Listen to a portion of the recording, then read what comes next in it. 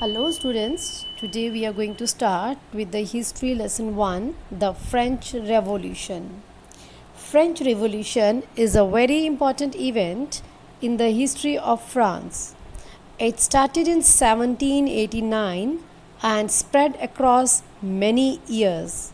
Now, let us study in detail about this event. In Paris, on 14th of July 1789 morning, a rumor spread that the king had ordered his troops to move into the city and open fire upon all the citizens. Nearly 7,000 men and women gathered and broke into government buildings in search of weapons.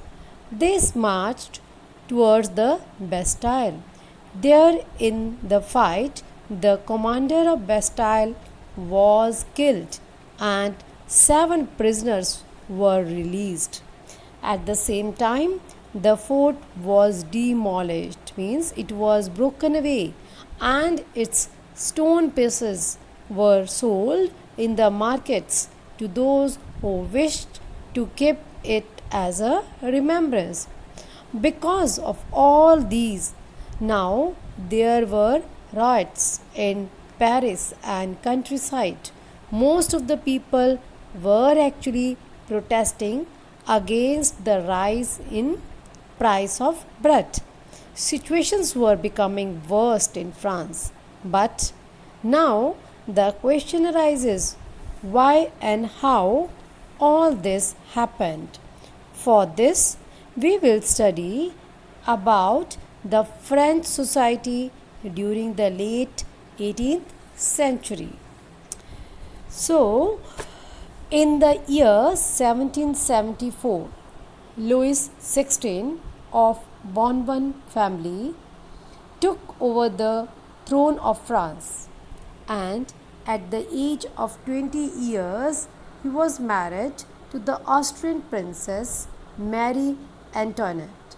The new king, that is Louis XVI, found his treasury was empty. But what were the reasons why the treasury was empty? There were a number of reasons. First of all, the long years of war had drained the resources. Second, maintaining an extravagant court at the immense pleasure of Versailles. Third, France helped 13 American colonies to gain independence from their enemy, that is Britain. The war added more than $1 billion of debt. French government had to spend a lot on the interest payments to meet regular expenses such as maintaining army, court, running government offices, etc. So, all these were the reasons why the treasury was empty. But these taxes were only paid by the third estate. So, the king was forced to increase tax. Now, the French society was divided into 3 estates at that time, and this society was a part of the feudal system in which many people used to work under a landlord.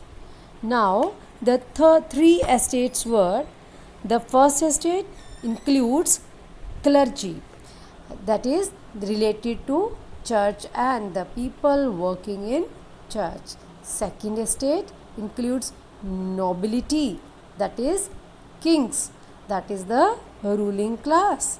And third estate includes peasants, workers, laborers, etc. Now, peasants were made up 90% of the population.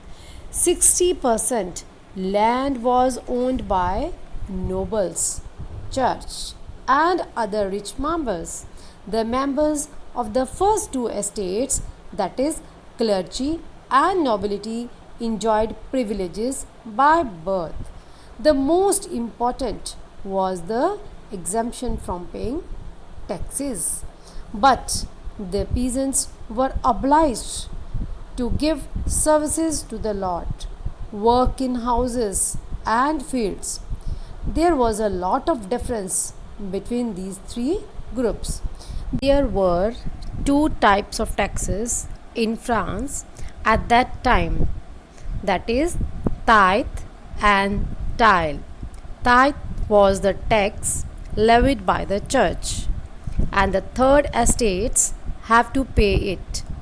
Tile was to be paid directly to the state. There were a number of indirect taxes which were levied on articles of everyday consumption like salt, tobacco. This was all about the French society in the late 18th century.